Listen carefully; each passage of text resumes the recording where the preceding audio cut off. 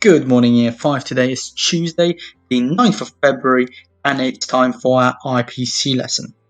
Today we're going to carry on learning about the Greeks, and we'll be thinking about the Athenian voting system. So far we have covered the ancient Greek city-states, the differences between Athens and Sparta, the two main city-states, and we have learned about some of the wars that they have gone through. Today, we'll be learning about how Athens, one of the most modern Greek city-states, had been governed and why it was important. It had been governed by a system called democracy. So pause here and have a think. What is democracy?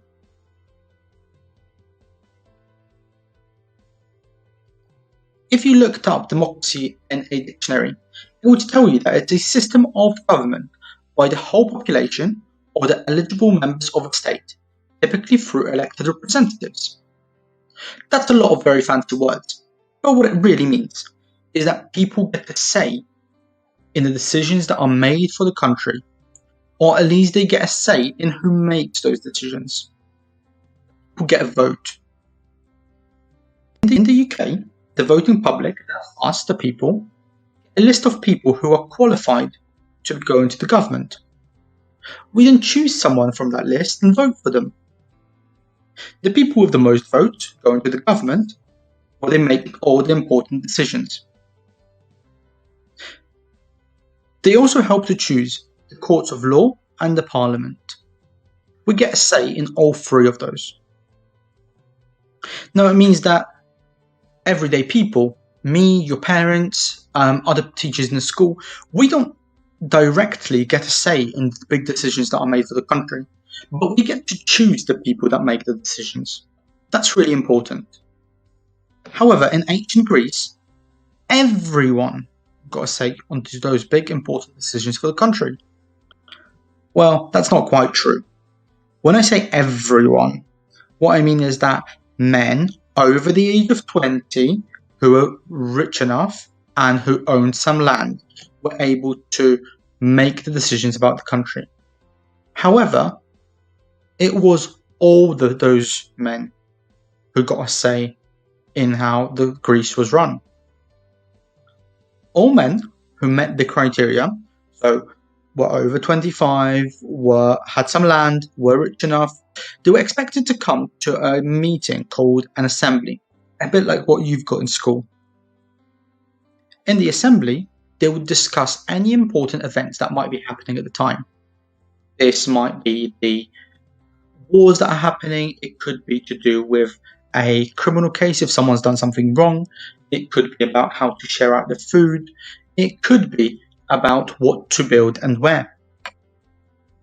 After a discussion, which sometimes took a very long time, each man then had a vote. They could either raise their hand and say aye for yes, if they're voting yes for something, or they would keep their hand down and say nay for no, if they were voting against something.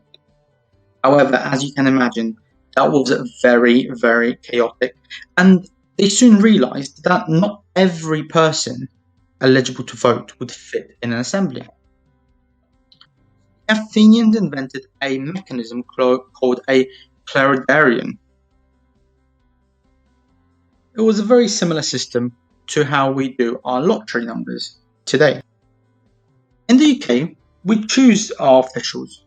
We choose the people who make all the important decisions for our country. This is based on who the most appropriate person for that job is. With the clerodarion, it was a complete luck. The people chosen into the assembly could be farmers, they could be merchants, they could be soldiers, or they could be politicians by trade. It was completely by chance. So some assemblies would have been formed by all farmers and poorer people, whereas others would be very rich, sophisticated politicians. So pause here and have a think.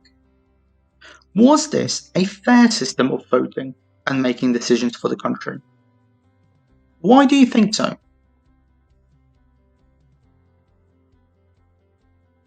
Hopefully you've managed to come up with a few ideas. This is important because your activity for today will be to plan and write a balanced argument, discussing whether this was a fair way of making decisions for the country.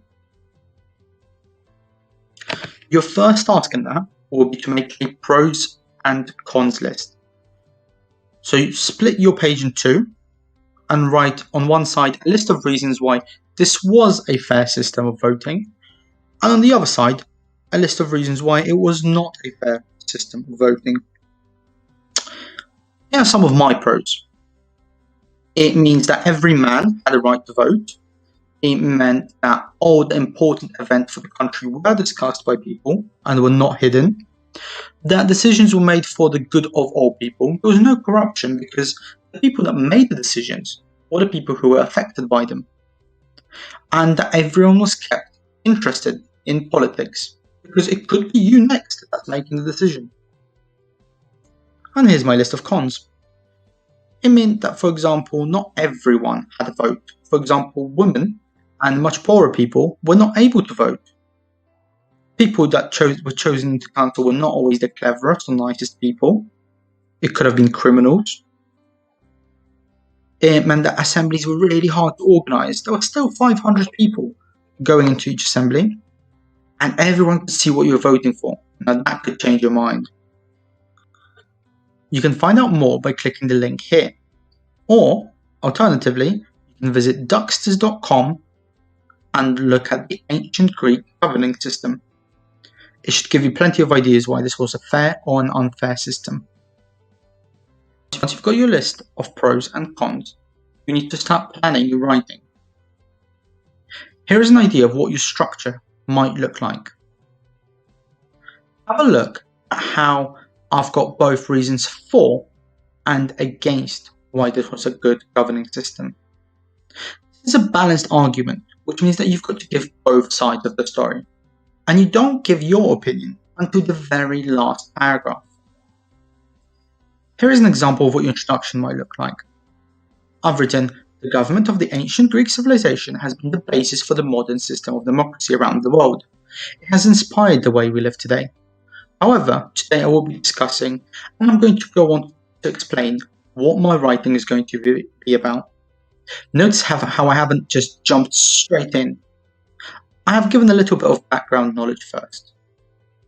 In my paragraph 1, I would start off with the for argument. So I said, some people might argue that the most compelling argument for why this was a fair system of voting is that, and then I would choose what my most important argument for is, and explain that here. Now, it wouldn't just be one sentence. This would be a whole paragraph. I've got to explain that argument in a lot of detail. I would expect each paragraph to be at least 6 or 7 lines. With my paragraph 2, I'm giving the opposite point of view. I've said, others, however, might say that this had been a flawed system. The main argument for this could be that, and then I would explain that the argument against. Again, notice how I'm not giving my opinion. I'm simply stating the facts. I'm saying what other people might think. This is important in a balanced argument. In paragraph 3, 4, and maybe even 5, you're going to give a reason for and a reason against. You've got to argue both sides equally. You can't be biased in this, and you've got to make sure that you are presenting the facts. That's your job in this piece of writing, to present the facts. It's not until the conclusion that you tell me what you think. Don't forget, you can always research both balanced arguments and the ancient Athenian governing and voting system online. Good luck, and make sure you send that work through to your class teacher.